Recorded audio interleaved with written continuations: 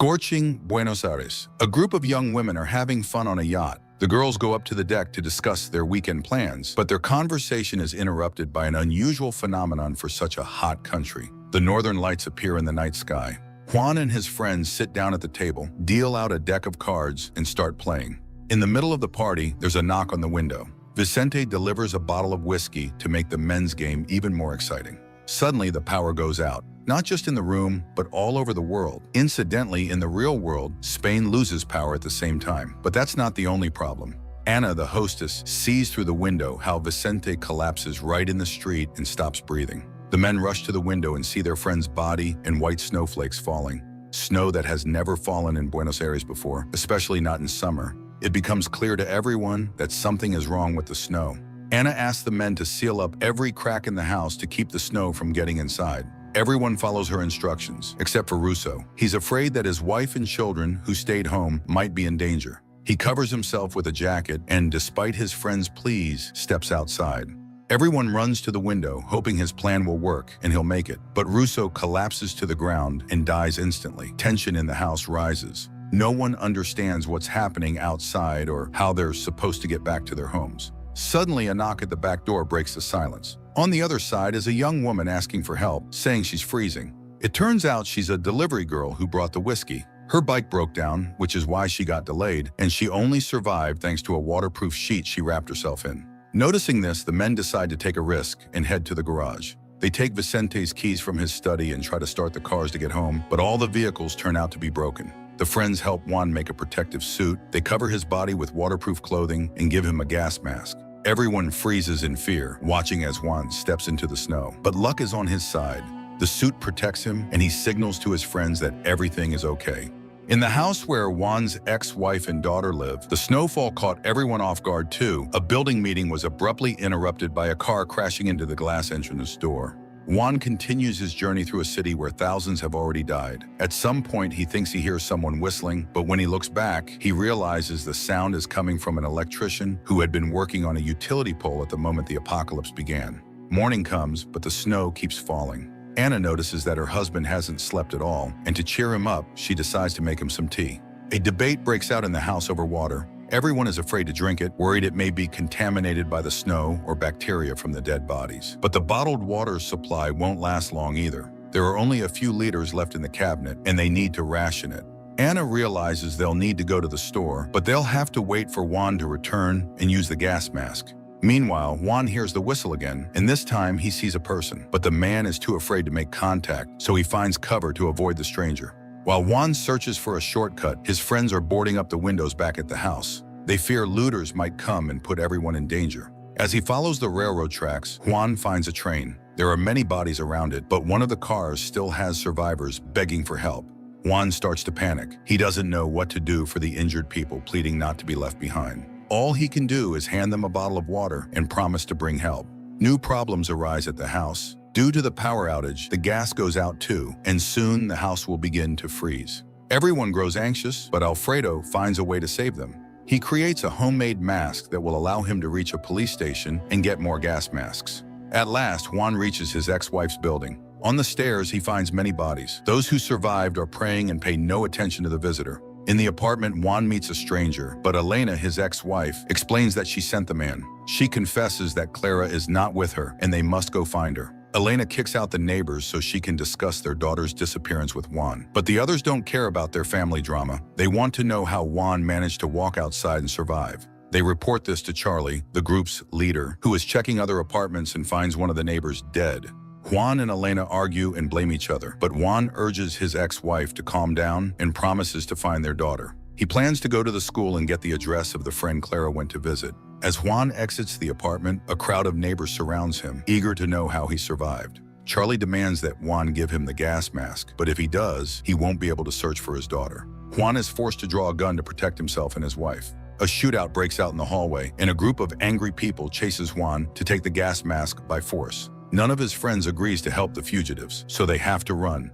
Juan finds an abandoned apartment, locks the door, and asks Elena to search for waterproof clothing so she can go outside. While Juan and Elena look for anything that might help them survive, Charlie and his people try to break down the door. Juan realizes they might not make it in time, so he gives Elena his gear and tells her to run to the school and find Clara's friend's address. As soon as Elena escapes, the mob breaks in and storms the apartment, but Juan doesn't give up.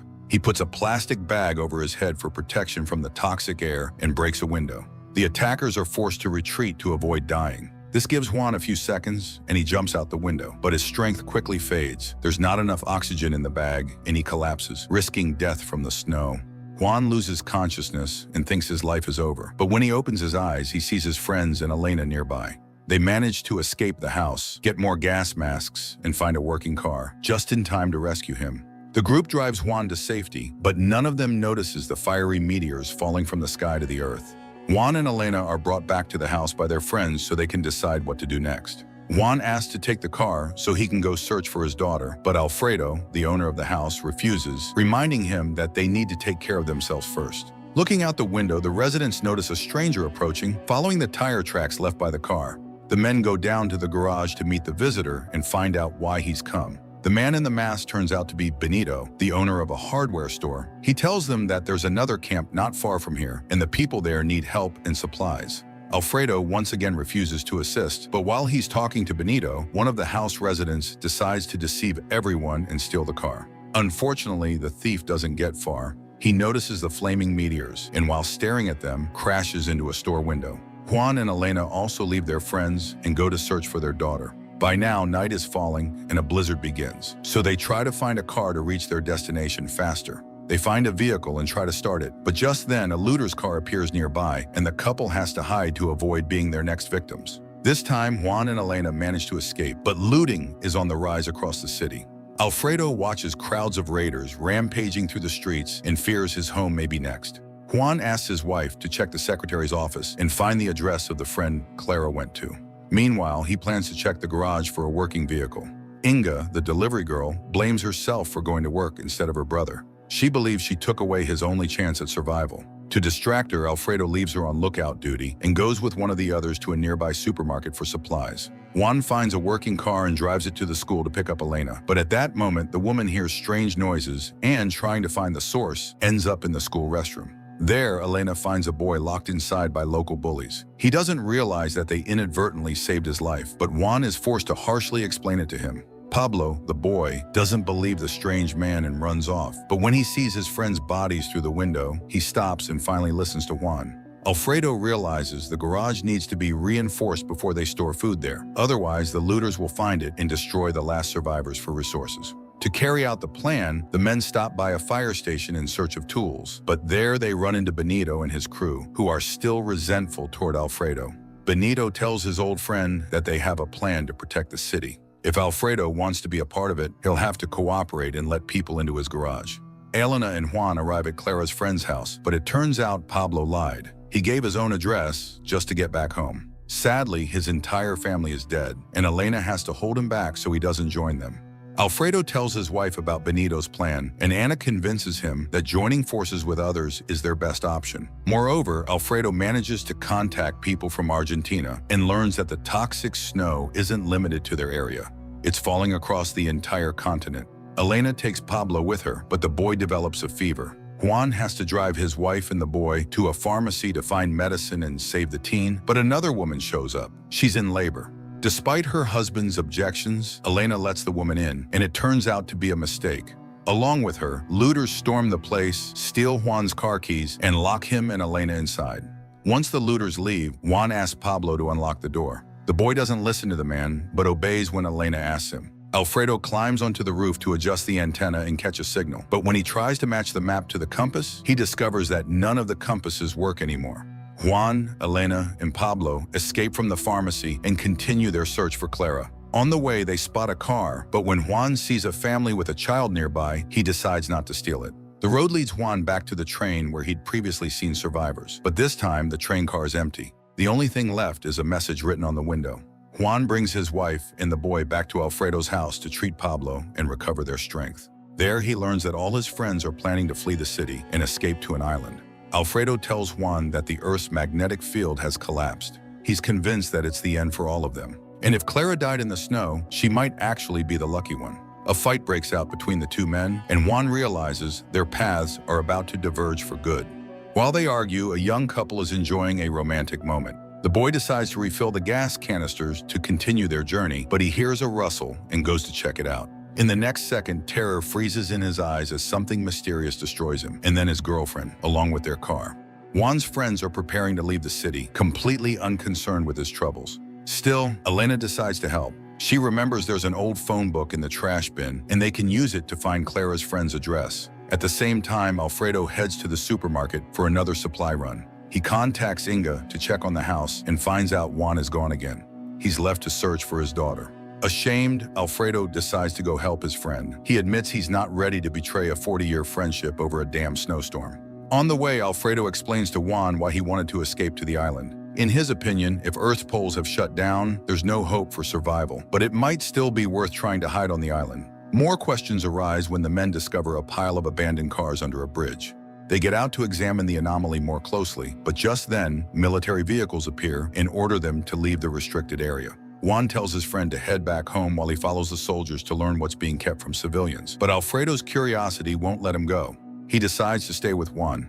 The men tail the military convoy for a while, and Alfredo suggests stepping out to talk to them. But as soon as the soldiers spot their car, they open fire. Escape is difficult. Something even more terrifying appears on the bridge. When Alfredo speeds up to flee, the car flips and lands on its roof. At the same moment, strange creatures appear in the street. They look like giant insects. They attack the soldiers and begin chasing Alfredo and Juan. The men manage to find shelter and now try to figure out how to get back home. Juan decides to scout the area, assess the threat level, and determine their location.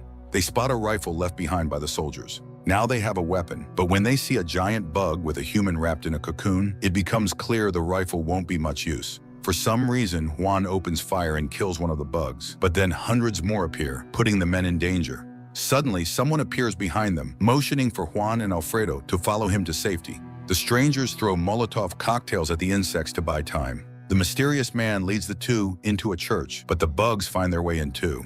The newcomers remove their masks, revealing two young men, Jorgito and Mickey. They take Juan and Alfredo to their camp, where several dozen people are hiding. The leader of the group, a nun, brings the men up to the roof and shows them the fiery meteors falling from the sky. It's these burning lights that are bringing the insects to Earth. Realizing this is an alien invasion, Alfredo tries to rush out to return home to his wife, but the nun stops him from opening the door.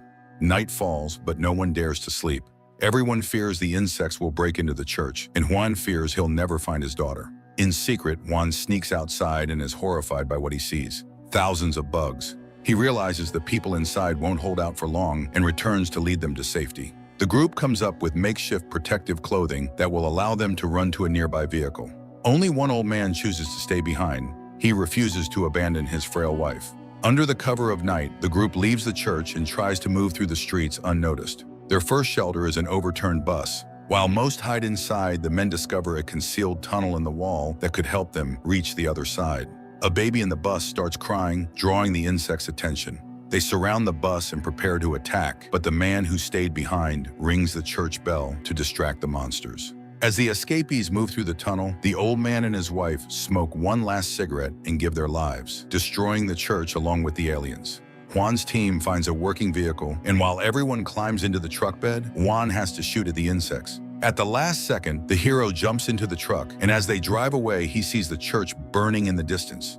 In the city center, Juan and Alfredo say goodbye to their new friends and hurry home to learn the fate of their loved ones and continue the search for Clara. But they're met with good news. Clara is already there, and she found her family on her own. While Juan and Elena spend time with their daughter, the others prepare the vehicle for the journey to the island. But in the garage, a group of strangers appears, and one of them offers Alfredo a tempting deal. He's willing to trade a motorhome in exchange for permission to take over Alfredo's house and garage. Juan and Elena decide to go to the island with the rest of the group. Juan carries Clara into the motorhome, and the group gets ready to leave. But something unsettles Alfredo. He sees the clothes Clara was wearing and suspects she had already been on his boat. The dream of sailing to the island and reaching safety is shattered the moment the group arrives at the pier. It turns out the waterline has long since receded, and they need to find another location.